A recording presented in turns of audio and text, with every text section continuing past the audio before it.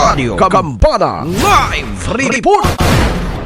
Malampuson nga gipahigayon kagahapong adlaw, Oktubre 10, 2024, ang service caravan sa Department of Environment and Natural Resources kauban ang mga personahe sa City Environment and Natural Resources o Roqueta City.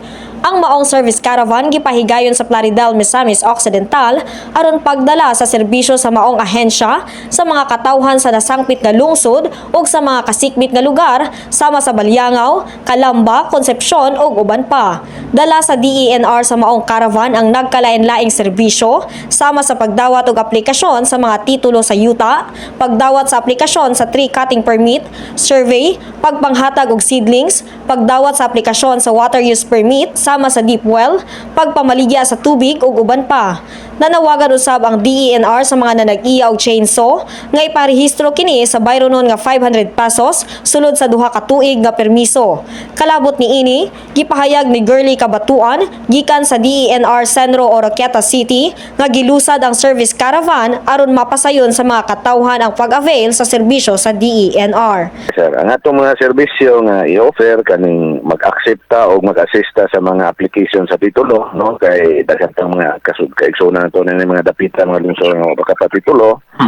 Bisag sa mga government lots, no, mga private o government lots atong tituluhan kung okay ang ilang mga dokumento, mag-assist po ta o kinsa itong mga apply og tree cutting permit o mag-assist po ta kinsa itong mag-apply sa survey, no, kay ngayon pa-survey labi na itong mga yutang mapay titulo.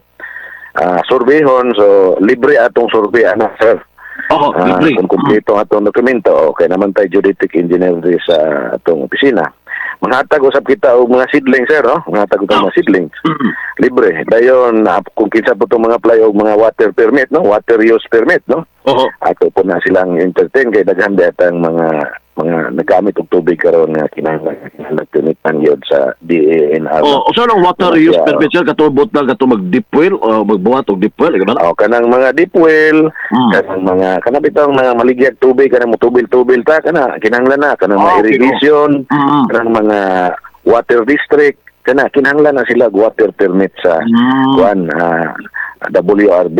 So pinagi sa DENR atong kinahanglan maka-permit kina sila. So amo po na silang entertainon dito, sir. Dayon kinsa po tong kaming mga eskwelahan nga or mga government class nga nanginahanglan na ipaputol nga kahoy ato pong itag issue po tag tree cutting permit.